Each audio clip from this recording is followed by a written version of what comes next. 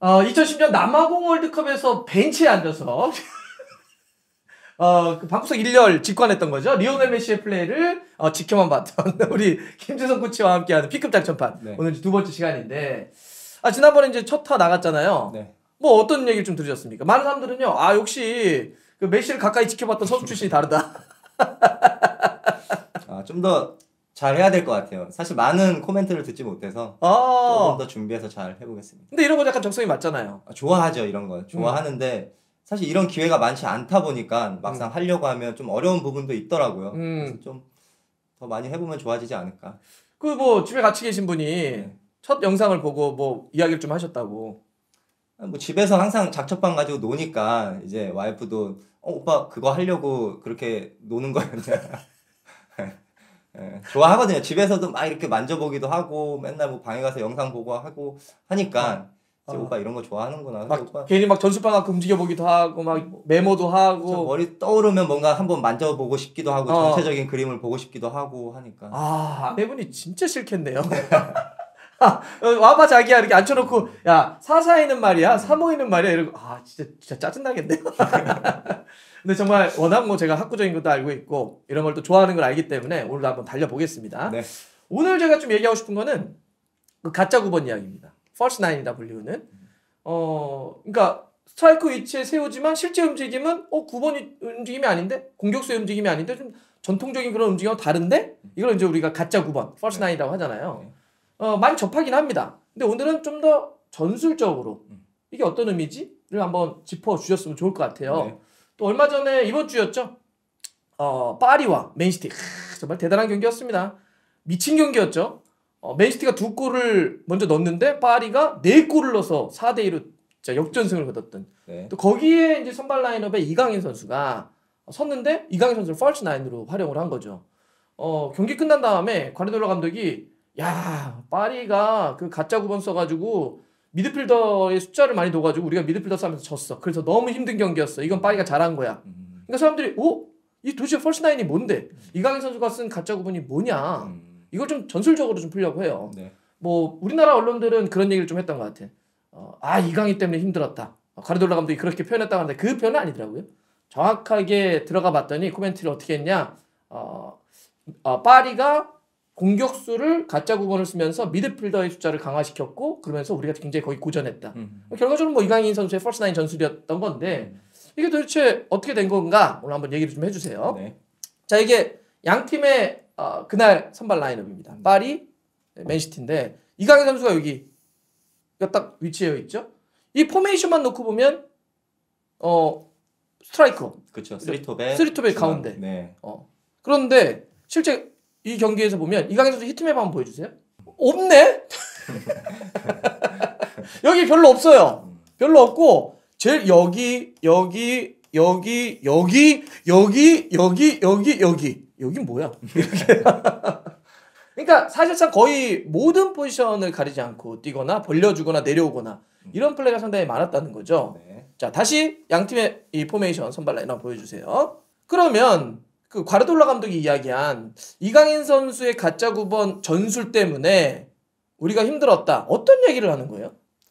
구체적으로? 일단 포메이션으로 봤을 때도 일단 여기는 1명, 2명, 3명의 이제 미드를 좀 놨고 파리는 그쵸 3명의 미드를 놨고 그다음에 맨시티는 실바와 코바치치를 놨는데 사실 이렇게만 놓고 봤을 때는 사실 수비하는 상황에서 공격하는 상황은 마찬가지지만 이 선수가 어떤 위치에 있냐에 따라서 동등한 수가 될 수도 있고 이렇게만 보더라도 3대2로 사실 앞서는 상황이기도 하거든요. 파리가. 그러니까 여기 케빈 데브라이너가 있는데 그쵸. 김덕배가 있는데 김덕배를 어떻게 쓰느냐에 따라서 달라질 수는 있겠지만 기본적으로는 맨시티가 미들이 2명. 그렇죠. 그다음에 파리는 3명. 이것만 놓고 보더라도 일단 파리가 미들이 더 강하다. 그렇죠. 근데 이제 강인이가 사실 3톱의 중앙으로 나오긴 했지만 공격 상황에서 보면 뭐 아까 히트맵에서도 봤지만 측면에서도 많이 활동을 했고 그렇죠. 많이 벌려주기도 하고 또 여기 뒤에서 후방 빌드업 작업을 하고 나가는 상황에서 사실 미들라인까지도 많이 내려와서 볼을 받았거든요. 사실 이렇게 됐을 때 맨시티에서 어렵다라고 하는 부분은 그러니까 제가 개인적으로 느꼈을 땐 맨시티도 이날 전방 압박을 좀 굉장히 강하게 걸었던 것 같아요. 볼을 전방에서 뺏기 위해서. 음. 그 이유는 체력적인 소비를 좀 덜 하기 위해서. 아. 그렇죠. 내려가서 수비를 하다 보면 우리가 볼을 끊더라도 공격적으로 나가는데 많은 에너지를 써야 되는데. 그렇죠. 내려왔다가 공격하려면 우다다닥 뛰어가야 되니까 힘들지. 그렇죠. 근데 앞선에서 상대를 계속 압박을 걸면 앞에서 뺏을 확률도 높고 거기서 뺏었을 때 바로 공격으로 이어나갈 수 있는 경기 운영을 할 수가 있는 거죠. 그렇죠. 그러니까 앞에서 볼을 전방 압박에서 끊으면 많이 달려가지 않아도 슈팅을 할 수 있다. 그렇죠. 근데 이제 힘들었던 부분은 사실 강인이가 측면에서 볼을 잡았을 때 이 볼을 빠르게 전방으로 보내지 않아요. 여기에서 이제 숫자적으로 볼 소유를 가져가면서 상대에 올라왔던 맨시티의 공격 선수들까지도 다 수비적으로 내려가게끔 이제 만드는 거죠. 그러면서 체력적인 소비를 하게 만드는 거죠. 아, 체력 소비를 하게 한 게 있다. 네. 이강인 선수가 만약에 볼을 사이드에서 잡아도 빨리 전개하지 않더라. 네. 맨시티가 다시 그러니까 왜냐면 전방 압박 하려고 막 내렸는데 강인 딱 볼 잡고 빵 때려. 그렇죠. 그러면은 사실은 어쩔 수가 없잖아. 네네. 그런데 그러지 않고 오히려 내려갈 수 있는 시간을 주더라. 네. 왜냐면 신기하다 이거. 강인이가 잘할 수 있는 플레이도 사실 우리가 볼을 계속 점유하면서 들어가는 공격수한테 패스를 넣는 건데 그렇죠. 사실 여기에서 볼을 잡았을 때 전방에 넣었을 때 득점 확률 저는 크지 않다고 보거든요. 아, 요 정도 위치면. 네. 아하. 그러면 볼 소유를 최대한 많이 가져가기 위해서 강인이는 계속 프리롤로 계속 돌아다녔던 것 같아요. 왜냐하면 숫자적으로 우위를 가져가기 위해서. 아. 상대가 한 명 압박하면 그 옆에 한 명 더 가서 2대1 상황을 만들고 그러면서 상대가 수비적으로 내려가는 상황에서 다시 이제 아까 뭐 이따가 또 말씀을 하시겠지만 득점에 가까운 장면을 만들었던 상황도 사실 그 위치거든요. 아, 오케이. 공격적인 운영을 가져갈 수 있는 숫자적인 우위를 가져갈 수 있는 그 위치.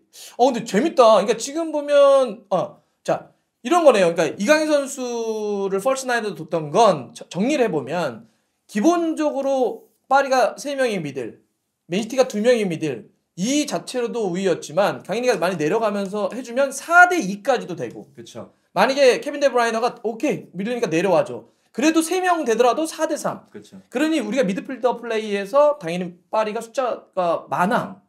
계속 맨시티는 불리해. 그러니까 가르디올라 감독이 야 이거 우리가 계속 뭐 케빈 데브라이너한테 수비라고 미들로 내려오라고 해도 안 되더라.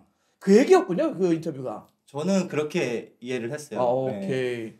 그리고 또 하나 그것만 있는 것이 아니라 이강인이 선수가 맨시티 선수들의 체력을 빼려고 했다. 네. 그러니까 사실 선발로 나와서 45분 뛰었는데 전반전에 막 어쨌든 지치게 만들려고 했다. 그렇죠.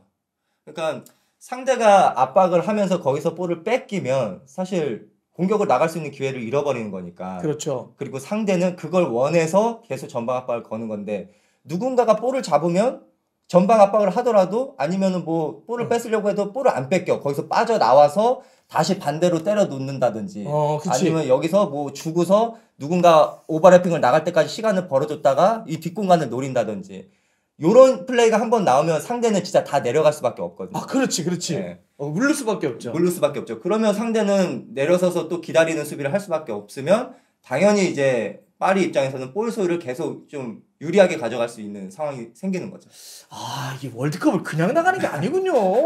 그러니까 난 숫자 싸움에 대해서는 좀 어느 정도 저도 그래 4대3 뭐 4대2 뭐 3대2 뭐 이렇게는 생각했어. 펄스 나인 써가지고 미드를 강화시키는 거. 그런데 그거는 그냥 기본이었고 또 하나 이강인 선수로 하여금 이렇게 볼을 뺏기지 않고 소유함으로써 네. 그리고 빠르게 가지 않는 거 아니고 네. 볼을 소유해서 올라갔던 메인 선수들이 빨리 내려가게 만들어 버리는 거야. 그렇죠. 그러면 계속 야 우리 전방 압박하자. 근데 볼을 갖고 있네. 내려가게 만들. 네. 그래서 전반전에 일단 지치게 만들려고 했던 롤이 있었다. 네. 그게 경기를 보면서 느껴졌다. 저는 90분 딱 보니까 루이스 엔리케가 왜 이렇게 게임 플랜을 갖고 나왔는지 좀 알겠더라고요. 게임 플랜이니까 또 되게 고급지긴 합니다. 그게 원래 피클 라이센스 이런 거 할 때도 게임 플랜을 어떻게 짜냐가 되게 중요하잖아요. 중요하죠. 그럼 뒤에 설명하겠지만 네.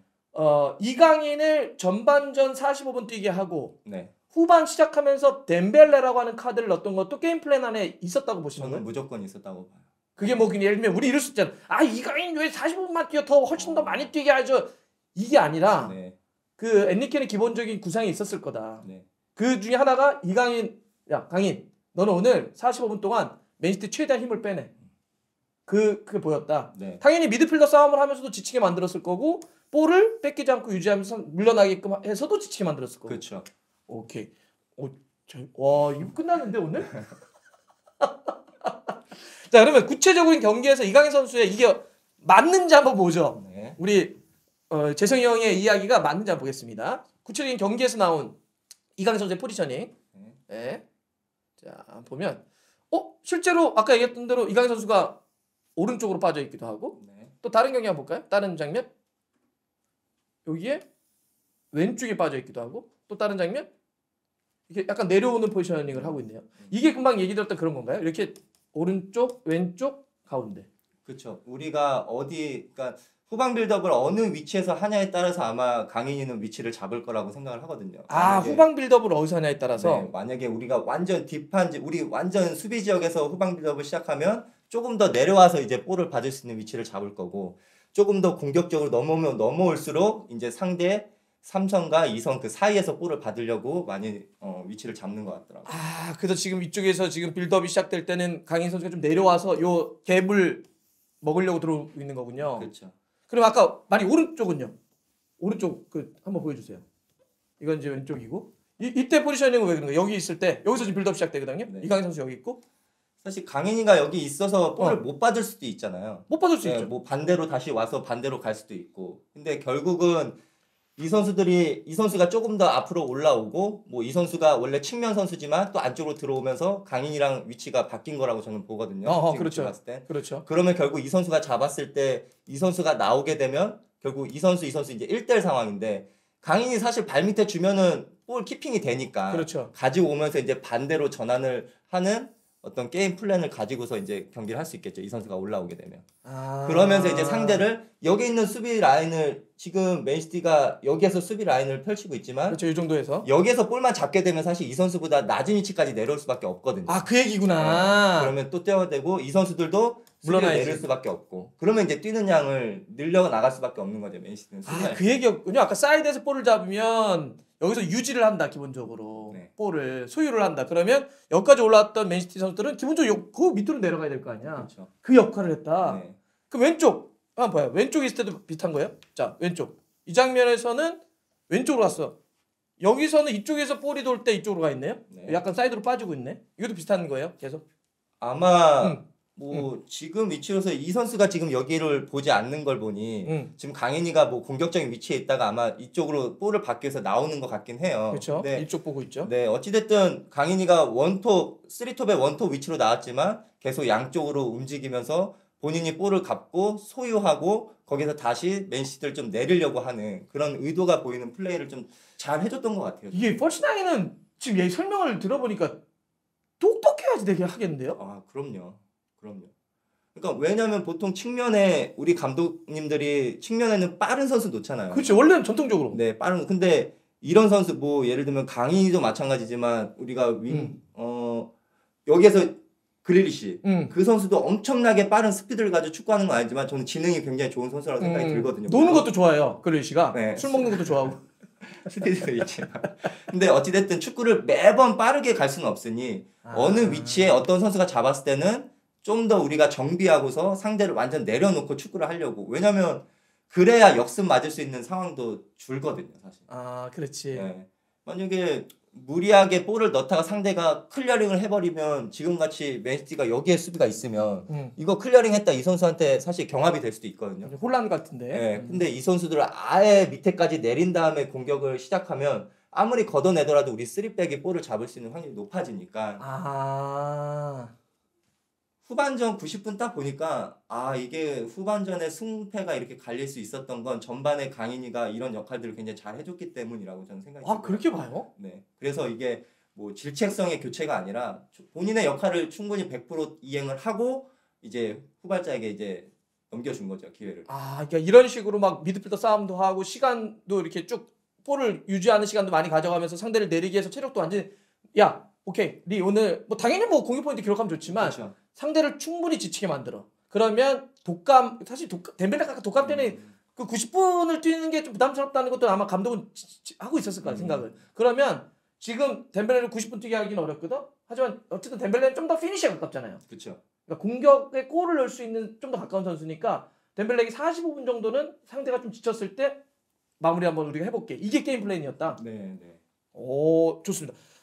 그래서 사실 이강인 선수가 되게 멋진 장면이 하나 나오는데 이게 사실 옵사이드에 걸리긴 했는데 확실히 펄스나인이 어떤 역할을 하는지도 좀 많이 보여주는 것 같아요. 원래대로 하자면 사실 여기 포지셔닝을 해야 되는데 그렇죠. 그죠? 지금도 여기 내려와서 이강인 선수가 진짜 수루볼 너무 잘 넣었어요. 이제 기가 막히던데 이거 혹시 보셨습니까 이 장면? 네, 저도 봤어요. 근데 무릎 하나 걸려서 득점이 안 됐는데 그래도 무릎 요 정도는 그냥 해줘야 골로 해야 되는 거 아니야? 이게 결국은 상대 수비 라인과 미들 라인 사이에서 이제 볼을 받은 거죠. 이 공간에서. 아 그러네. 딱 여기와 여기 수비 이 갭 사이 네. 공간에서 볼을 받아서 수루볼을 넣네. 근데 워낙 이제 전방으로 볼을 잡아놓는 퍼스트 터치가 굉장히 좋은 선수니까 전방으로만 잡아놓을 수 있으면 이 선수는 얼마든지 양질의 어떤 패스를 넣을 수 있는 선수인 거죠. 그러면서 득점기를 만들고 사실 이렇게 뭐 공격 포인트를 기록할 수 있는 확률이 강인이한테는 저는 더 높다고 생각을 했었어요. 이 경기를 봤을 때. 어떤 본인이 득점 피니시보다는 네, 이런 이선에서 들어가는 선수에게 연결시켜주는 역할들 만들어주는 역할. 네. 그러니까 우리 이제 팬들은 기점이라는 표현을 많이 쓰긴 하는데 사실 뭐 야 기점은 좀 그렇잖아. 어시스트나 뭐 예를 들어서 구체적인 뭐 골을 넣어야지. 그런데 사실 어떠한 전술이나 어떠한 역할에 있어서는 그렇게 뭔가 풀어주는 기점도 되게 중요하다는 거잖아요. 그렇죠. 이 경기에서는 특히나 이강인 선수를 그렇게 쓴 것 같다. 네. 그러고 보니까 이강인 선수가 여기 몸을 맨시티 쪽으로 열고 주려고 할 때 맨시티 선수들이 코바치치도 그렇고 막 내려오려고 하네. 네. 당연하게. 이 이선 뒤에서 볼을 받으려고 아마 노력을 많이 했을 거고 그리고 사실 강인이가 볼을 잡았을 때 이렇게 또 공간으로 나갈 수 있는 선수들의 위치가 저는 굉장히 좋았던 것 같아요. 뭐 윙포드도 이런 역할을 굉장히 잘 해야 되지만 뭐 퍼스나인 쓰는 팀들을 보면 사이드 백들도 굉장히 풀백. 공격적으로 풀백도 네, 공격적인 역할을 굉장히 잘 해줘야 거기서 볼이 들어가야 이제 이 선수가 잘할 수 있는 걸 더 어허. 많이 보여주는 거니까. 그 미드필더 현역 때 봤잖아요. 네. 현역 때 이런 스루 패스 잘했죠? 저는 이런 움직임 잘했어요 사실. 이거는 아! 진짜 영리해야 할 수 있는 거고. 아 이거보다는 네, 네. 나 들어가는 움직임이 좋았다. 네, 저는 들어가는 움직임 쉬우니까 이게 더 쉽긴 해요 사실. 아 그래요? 저는 그랬어요. 들어가는 게 좀 더 쉬워요? 네. 이 주는 건 왜 어렵습니까? 이강인처럼 우리가 보면 물론 번뜩 있는 재능인데 이강인 선수 스루볼 어려워요? 왜냐면 이 위치에서 볼을 잡아내는 게 어려워요 첫 번째로. 아 소위 얘기하는 사이 공간에서 볼을 네. 이 위치에서 볼을 잡는 게 네. 왜냐하면 이런 거잖아요. 이런 거 아닐까? 이렇게 상대가 굉장히 밀집해 수비 있는데 그 사이에 딱 포지셔닝 하는 것 자체. 그렇죠. 그리고 퍼스트 터치를 제대로 잡아놓지 않으면 뒤에서도 압박이 오고 뭐 옆에서도 압박이 오고 진짜 어디에서든 압박이 올 수밖에 없는 위치잖아요. 근데 아 그러네. 퍼스트 터치를 딱 공격적으로 잡아놓으니까 뛰는 공격수가 앞에만 있으면은 사실 수비수들도 나오는 게 아니라 물을 수밖에 없죠. 그렇죠. 그러면 뒷공간 이제 뒷방 맞으면 안 되니까. 네네. 그러니까 일단 여기서 나와서 볼을 잡는 게 어려운데 그거는 굉장한 고도의 테크닉이 필요하겠네요. 그렇죠. 볼 터치의 섬세함이나. 네. 그리고 주변에 어떤 선수들의 상황도 위치나 어떤 볼을 받을 수 있는 타이밍 이런 것도 계산이 돼 있어야 되니까. 상황 인식 같은 게. 네. 이런 경험은 없었어요? 저기 얼굴 좀 보여줘요. 너무 막 저만 보니까. 네. 어쨌든 이거 굉장히 천재적인 재능이 좀 있어야 된다. 네, 네. 자, 좋습니다. 그래서 확실히 이강인 선수를 이날 경기에서 퍼스트 나인으로 어떻게 썼는지 그리고 아까 또 되게 중요한 포인트를 얘기하신 것 같아요. 그러니까 어딘가에서 그 얘기를 하던데 퍼스트 나인을 굳이 형태로 얘기하자면 투톱을 넓게 벌린 것과 같은 형태로 이해해도 좋다 이런 표현을 누가 쓰더라고요. 그러니까 만약 이렇게 하면 이제 뭐 원톱이나 쓰리톱이라고 할 수 있잖아요. 네. 근데 내려와서 이렇게 여기서 위치해 주니까 개념만 놓고 보면 넓게 투톱을 벌린 거다. 그렇죠. 어. 어떻게 보면 이 앞에 있던 선수가 내려오면서 플레이메이커 역할을 또 해줄 수 그렇죠. 있는 거니까. 그래서 이쪽 사이드 공격이 좋거나 아니면 풀백이 상당히 좋아야 된다는 거야. 이 제로톱을 쓰기 위해서는. 풀백의 역할이 전 진짜 중요할 것 같아요. 아, 아니면 풀백이? 공격형 미드필드의 어떤 이선 침투 능력 이런 것들이 정말 중요할 것 같아요. 아, 왜냐하면 내려와서 봤기 때문에 누군가는 침투하거나 그렇죠. 사이드에서 벌려서 공간을 만들어주거나. 그렇죠. 그래서 이거 진짜 맨날 집에서 뭘 하시긴 하네요. 왜냐하면 이 경기 끝나고 나서 이게 대박 경기였잖아요. 4대2가 막 역전이었고 또 이 제로톱 이런 것도 있고 또 과르디올라 감독이 코멘트를 했잖아. 막 파리의 저 제로톱 때문에 우리 너무 힘들어서 했더니 현지에서도 어떻게 그러면 실제 파리가 이걸 전술을 썼냐 분석들이 막 나와요. 현지에서도. 근데 딱 보니까 금방 얘기하셨던 포인트. 풀백을 상당히 잘 썼고 그 풀백을 잘 쓰기 위해서 이강인 선수의 움직임이 너무 좋았다는 거야. 그 자료가 있어서 저희가 한번 준비해봤는데 지금 딱 이겁니다 일단. 자 여기 보면 개념만 하면 여기 하키미가 있고요. 이강인 선수가 있습니다. 파비앙 루이스가 있고 네베스가 있어요. 미드필더들이 다 한쪽으로 들어오거나 확실히 두껍게 서가지고 유도하는 게 보여지는데 자 이 장면에 대해서는 그러니까 이 풀백이 중요하다. 또 이강인 선수의 움직임도 중요하다. 어떤 걸 표현하는 설명 한번 해주세요. 이 현지에서 나온 겁니다 이거. 이거 보시면 지금 어차피 여기 1대1 상황이긴 해요. 강인이랑 그바르디올. 네, 1대1 상황이긴 한데 어찌됐든 이 선수한테 패스가 연결이 되면 이 선수가 볼키핑 능력이 있다 보니까 이강인. 네. 그럼 강인이가 볼을 가지고 있을 때 이제 오버래핑을 나갈 수 있는 시간적 여유를 줄 수가 있는 거죠. 그래서 아까 이야기했던 그거예요. 그러니까 이강인 선수가 측면에서 볼을 받으면 빠르게 전개하지 않더라. 일단 볼을 소유해야 하더라. 네. 뺏기지 않고 네. 뭔가 시간을 벌어다 주더라. 네. 그러니까 만약에 파비앙 루이스가 이강인에게 줘. 그럼 그바르디올은 당연히 묻어서 수비하려고 나오겠죠. 네. 그런 상태에서 이강인이 빠르게 뭐 바로 팍 주는 게 아니라 볼을 일단 뺏기잖아. 소유해. 그러면 그럴 때 하키미가 오버랩을 치더라. 맞아요. 그러면 어떤 상황이 또 생기냐? 수비는 당연히 내려갈 수밖에 없겠죠. 그리고 여기 있던 공격 선수들도 볼의 위치에 따라서 내려갈 수밖에 없을 그렇죠. 거예요. 그렇죠. 아니면 여기에서 꼭 이쪽으로 볼이 나가지 않더라도 강인이가 잘하는 안쪽 가지고 오다가 반대 오픈 때리면 여기에서 또 시간적 여유를 줄 수 있는 그리고 이쪽으로 몰려있던 수비수들을 또 한쪽으로 또 땡겨 가야 되니까 여기서 또 수비적인 어떤 에너지를 써야 될 수밖에 없는 소모하는 거네 체력을. 네, 소모할 수밖에 없는 거죠. 오 재밌다.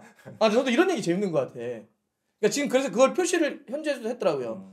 그러니까 이강인 선수와 하키미 그다음에 미드필더들이 어떻게 숫자 싸움을 잘해줬고 이강인 선수가 그래서 하키미가 올라가는 시간을 벌어다주고 만약 하키미가 올라가면 이강인이 좀 내려와서 여기서 수비를 해줬다는 거예요. 자 그래서 저희 아까 저거 한번 보여주실래요? 이강인 선수 히트맵 이거예요 여러분들. 이게 이강인 선수의 그 맨시티 경기의 히트맵이 아까 설명드렸잖아요. 곳곳에 뛰었다고. 여기에서 보면 그래서 여기 있는 거야. 하키미가 올라갈 때 여기를 커버 쳐주는 거야. 그럼 이강인 선수가 또 수비를 하면 끌고 내려온다는 거지. 하키미가 올라갈 수 있는 공간을 벌어다 주려고. 그 얘기네. 네. 예리했다 이거. 측면에서도 볼을 많이 잡는 것도 아마 그런 이유. 여기서 볼을 갖고 기다려주면서 우리 다른 선수들이 공격적인 위치로 들어갈 수 있게끔 시간적 여유를 좀 벌어줄 수 있는 역할을 하는 거죠.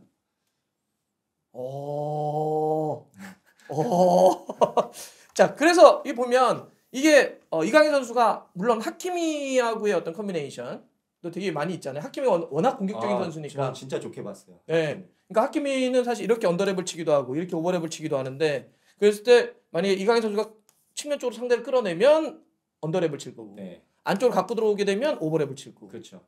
그래서 이 확실히 좀 더 오른쪽 하키미가 있는 쪽에서 내려왔는데 그렇다고 해서 이강인 선수가 꼭 오른쪽만 있었던 건 아니잖아요. 네. 왼쪽도 가 있었으니까 멘데스하고의 그것도 또 현지에서 분석합니다.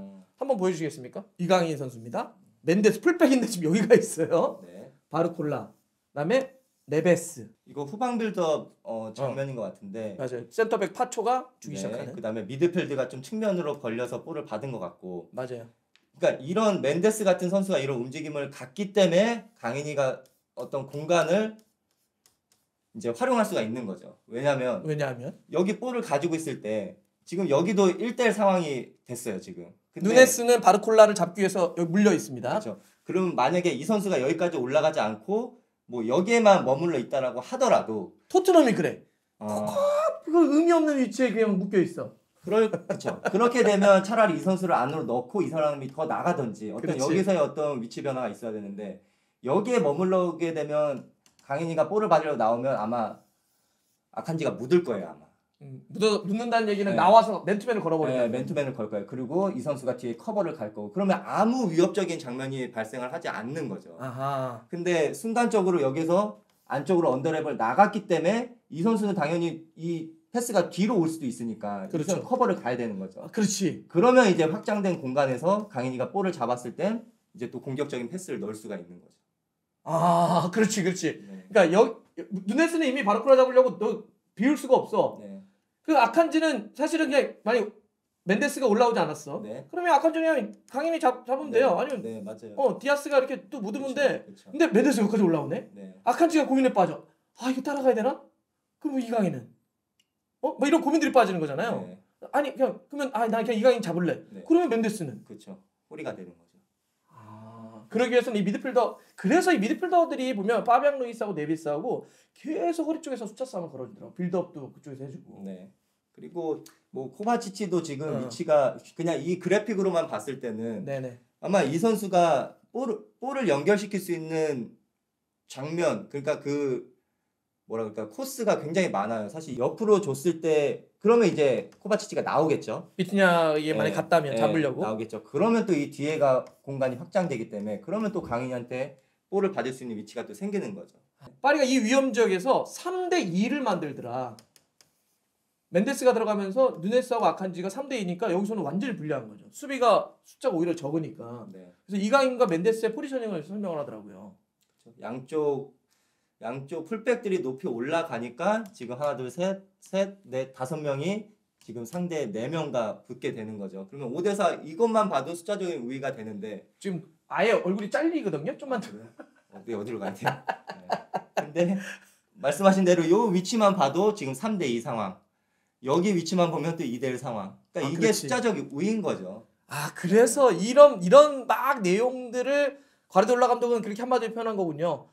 저 제로톱 전술 때문에 미드필더 싸움에서 우리가 숫자를 졌어. 라는 게 계속 숫자 싸움에 졌다는 게 이런 거군요. 그렇죠. 그러니까 그래서 또 펄스 나인이 이렇게 내려오거나 이 갭 공간에서 포지셔닝을 하기 때문에 여기보다는 네. 그랬을 때는 누군가 숫자를 또 공격을 해줘야 되니까 그래서 풀백이 중요하다는 얘기를 해준 거예요. 네. 그러면 풀백이 올라가면 누군가 또 측면 사이드 그렇다고 수비 안 할 수가 없으니 미드필더를 3미드를 넣어서 커버치게 만들어준 거고. 그렇죠. 그래서 저는 요 하키미 선수의 역할이 이 경기만 봤을 때도 전반전 후반전이 전 좀 다르다고 느꼈거든요. 운영이 전반에는 굉장히 공격적으로 많이 나갔어요. 근데 후반에 덴벨레 들어오고 하니까 조금 뒤에서 많이 플레이를 하더라고요. 왜냐하면 어차피 앞에서 1대1을 할 수 있는 선수가 있으니까 전반전보다 공격적으로 나가진 않더라고요.